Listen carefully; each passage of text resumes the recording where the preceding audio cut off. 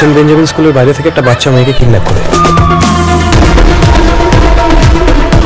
বাবুর হেভি দিমাগ, বেসিক্যালি ও একটু ধারকাটা মাল।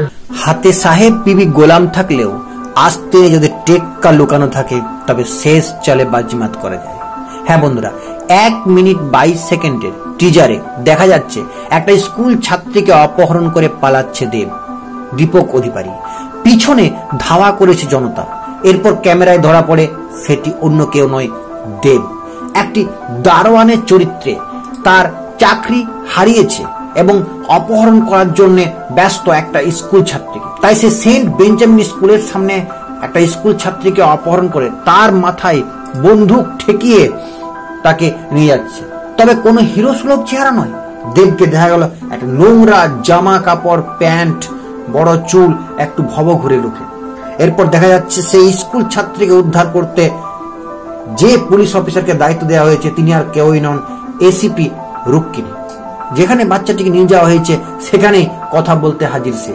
দেবের সঙ্গে চলতে থাকে টানাপোড়েন।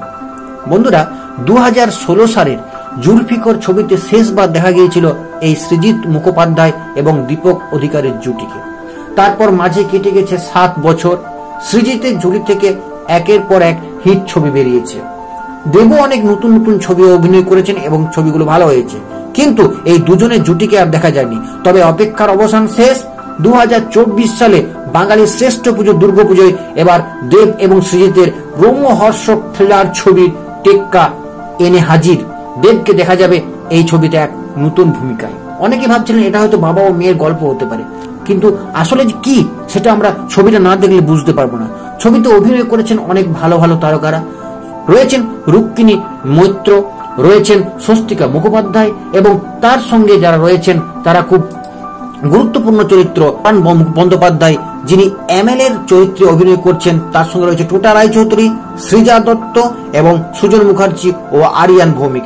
প্রত্যেকের চরিত্রই এখানে খুব গুরুত্বপূর্ণ। বন্ধুরা, বিগত কয়েক বছরের বাংলা ছবির জগতে অন্যতম হিট জুটি দেব রুক্মিণী। এই জুটিকে ফের পর্দায় ফিরিয়ে আনছেন সৃজিত। এছাড়াও এই ছবিতে দেখা যাবে স্বস্তিকা মুখোপাধ্যায় এক উচ্চপদস্থ আধিকারিকের ভূমিকায়। অনেকদিন পর সৃজিতের ছবিতে এই স্বস্তিকাকে দেখতে পাওয়া যাবে দর্শকরা। অনেকদিন পর সৃজিতের এই ছবিতে স্বস্তিকাকে দেখবেন দর্শকরা। দেবের সংস্থায় এই ছবির প্রয়োজক। পুজোয় মুক্তি পাওয়া অন্যান্য বাংলা ছবিগুলিকে অবশ্যই ট্রেক্কা দিবে এই নতুন ছবিটি। দেবের চরিত্রকে বলতে শোনা গিয়েছে, এই পৃথিবীর সবচেয়ে বড় অপরাধ কি জানেন? গরিব হয়ে জন্মানো। দেখা যায় ছাত্রীটিকে বাঁচাতে র‍্যাপ পর্যন্ত নামানো হয়। সেই বাচ্চাটির মায়ের চরিত্রে রয়েছেন স্বস্তিকা। এবার দেখার দেব কি সত্যি ক্ষতি করবে অপহরণ করা বাচ্চাটির, নাকি সমাজের কিছু কালিমালিপ্ত মানুষের মুখোশ খুলে দেবে। যাই হোক, আমরা এই পুরো ঘটনাটি সিনেমাটিতে দেখতে পাবো হলের মধ্যে। সৃজিত মুখোপাধ্যায় পরিচালিত এই সিনেমাটি টেক্কা। ছবিটির ডায়লগ সহ পুরো ছবিটির গল্প রচনা করেছেন ভাস্কর চট্টোপাধ্যায়। আর এই ছবিটিতে মিউজিক দিয়েছেন রঞ্জন ভট্টাচার্য।